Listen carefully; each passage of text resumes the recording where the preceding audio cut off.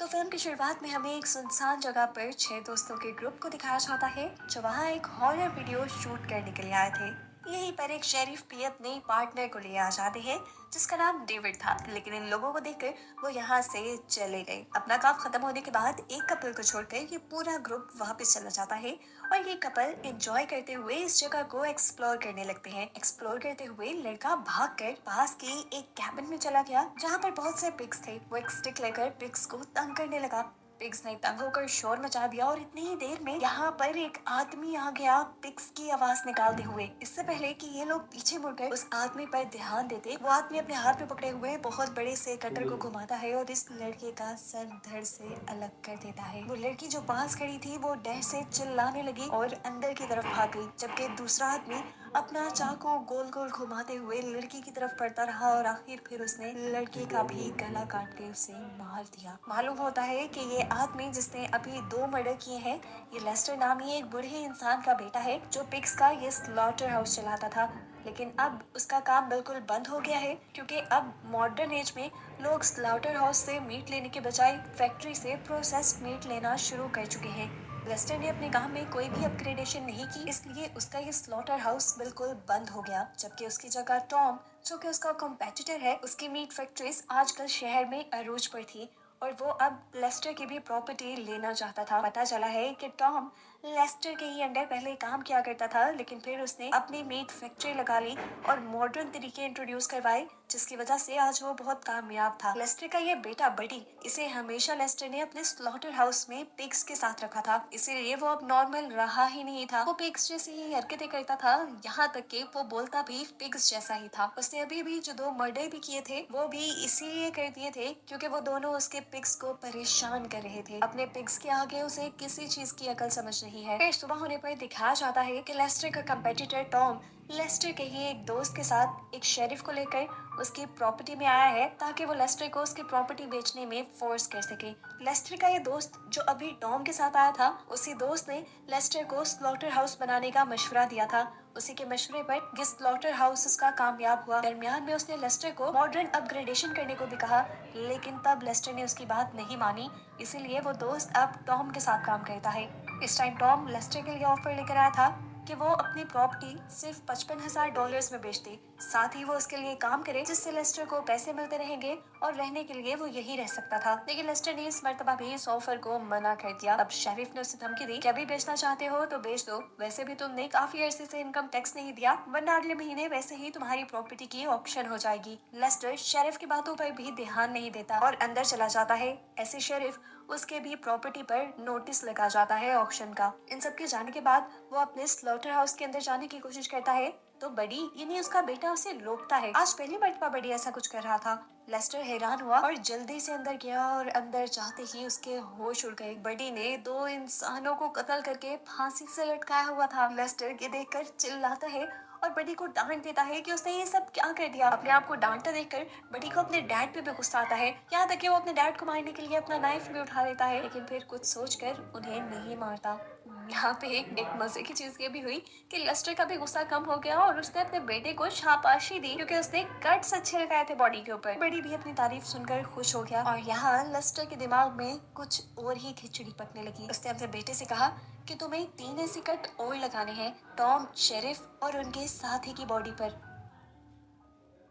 अब लेस्टर यहाँ पर एक प्लान तैयार करने की कोशिश करता है और खुद भी तैयार हो जाता है, जिसके बाद उसने टॉम को कॉल की और टॉम से कहा मैं तुम्हारी ऑफर लेने के लिए तैयार हूँ, तुम बस यहाँ मेरे स्लॉटर हाउस आ जाओ। जबकि दूसरी तरफ हमें उस चारों के ग्रुप को दिखाया गया जिन्हें हमने मूवी के स्टार्ट पे देखा था। ये अभी भी अपनी हॉरर वीडियो की ही प्लानिंग कर रहे थे और अपनी इस हॉरर वीडियो के लिए ये लोग एक शॉप पर जाकर कुछ मास्क वगैरह भी लेते हैं और शूटिंग दोबारा कंटिन्यू करने के लिए स्लॉटर हाउस आने का डिसाइड करते हैं, जहाँ पर लेस्टर अपने बेटे के साथ मिलकर मर्डर करने की प्लानिंग कर रहा था। सीन कट होकर दूसरी तरफ हमें शेरिफ डेविड को दिखाया जाता है। उनको खबर मिली थी कि एक कपल 2 दिन से घर नहीं आए थे। ये दोनों वही थे जिनको आखिरी बार उसने स्लॉटर हाउस के पास देखा था, इसलिए वो भी छानबीन के लिए स्लॉटर हाउस की तरफ निकल जाता है। डेविड जब तक यहाँ पहुंचा तो उसने स्लॉटर हाउस के अंदर उन चारों के ग्रुप को देखा। वो चारों वहाँ पर अपनी वीडियो शूट कर रहे थे और इतनी आराम से इसलिए कर रहे थे क्योंकि उनके दोनों दोस्तों की लाशें पहले ही लेस्टर ने वहां से उठाकर छुपा दी थी। शूटिंग करने के बाद वो चारों यहाँ से चले जाते हैं और बडी उन्हें देख लेता है,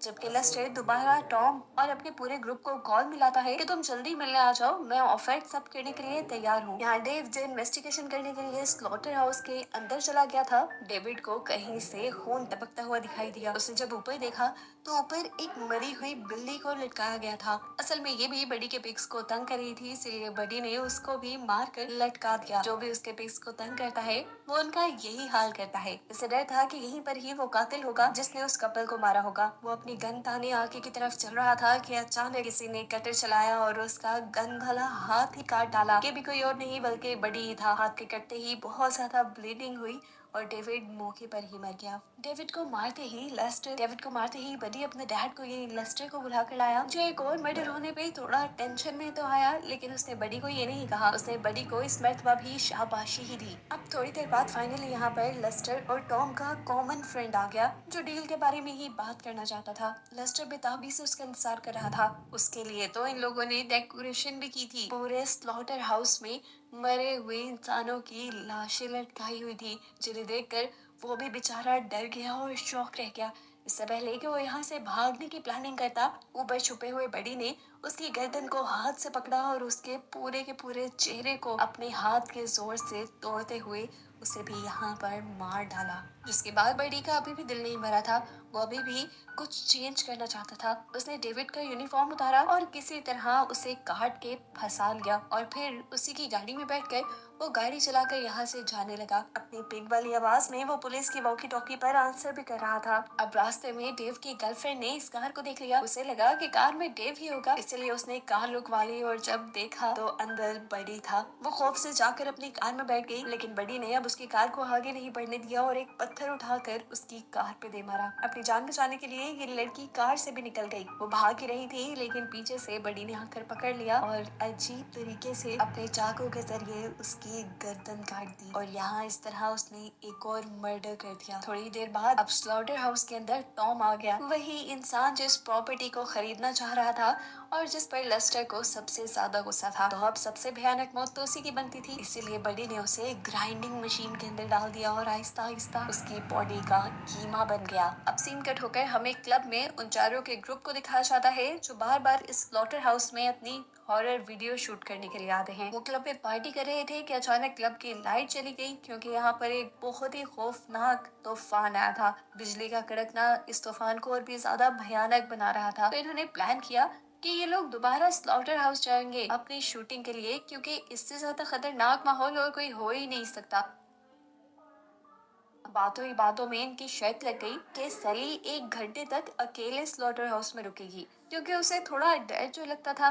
तो अब ये सब प्लान करके ये लोग आ गए स्लॉटर हाउस के अंदर। अब जिस टाइम सली स्लॉटर हाउस के अंदर अकेली खड़ी थी, तो बाकी दोनों लड़कों ने मिलकर उसे और भी ज्यादा डराने का प्लान किया। उन्होंने मास्क पहने और उसे विंडो से डराने के लिए पास आ गए। सैली भी वहाँ का सारा नजारा देखकर बहुत ज्यादा डर गई, क्योंकि वहाँ पर मास्क पहना जो लड़का उसे तंग करने आया था, बड़ी ने पीछे से उसके सर के ऊपर वार करके उसकी बॉडी को 2 हिस्सों में काट दिया। अब तो उसे अपनी जान की फिक्र थी। वो यहाँ से भागी तो बाहर से जाकर उसे लेस्टर ने पकड़ लिया, जबकि बडी ने आगे बढ़कर इनके ग्रुप के दूसरे लड़के को भी मार दिया। लेस्टर ने सैली को भी मार दिया था। अब इन चारों की इकलौती फ्रेंड इन चारों को ढूंढ रही थी, और जब वो स्लॉटर हाउस के अंदर आई तो उसे कुछ समझ नहीं आई, क्योंकि उसके तीनों दोस्तों की लाशें ऊपर छत से लटकाई गई थी। सीन कट होकर हमें शेरिफ के बारे में पता चला, जिसे बहुत से लोगों की गुमने की रिपोर्ट मिल चुकी है। सबसे पहले तो वो कपल जिसे लास्ट टाइम स्लॉटर हाउस के पास देखा गया था। उसके बाद डेविड जो उस कपल के मर्डर की इन्वेस्टिगेशन करने गया था, लेकिन अभी तक वापस नहीं लौटा। उसके बाद हैरोल्ड और टॉम। ऐसे में सारा का सारा शक शेरिफ का लेस्टर के ऊपर ही जा रहा था, इसीलिए वो भी इन्वेस्टिगेशन करने के लिए स्लॉटर हाउस जाता है। और जाने से पहले वो अपने लिए बैकअप पुलिस की भी रिक्वेस्ट कर लेता है। यहाँ स्लॉटर हाउस के अंदर दिखाया गया कि ये लोग आखिरी बची हुई लड़की को टॉर्चर कर रहे थे, क्योंकि वो शेरिफ की बेटी थी। अब इससे पहले कि ये लोग इस लड़की को भी मार देते, पीछे से आकर शेरिफ आवाज कर देता है।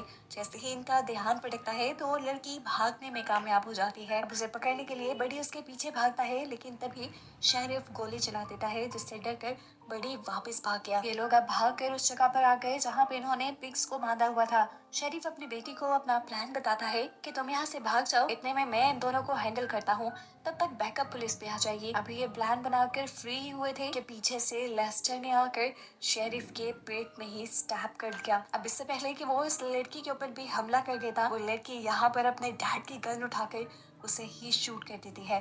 वो देखती है कि शेरिफ यानी उसके डैड अभी भी जिंदा थे। उन्हें बचाने के लिए वो उन्हें हॉस्पिटल ले जा सकती थी। उसने अपने डैड को गोद में उठाया और तेजी से अपनी कार की तरफ बढ़ गई। इससे पहले कि वो कार चलाकर यहाँ से चली जाती, वो लेस्टर दोबारा इनकी गाड़ी के सामने आ जाता है, जिसे वो मरा हुआ समझ रही थी। वो घबराती नहीं और तेजी से कार चलाते हुए लेस्टर को कार से नीचे धक्का देती है और उसके सर के ऊपर से ही अपनी कार चलाकर उसका सर क्रैश करके आगे बढ़ जाती है।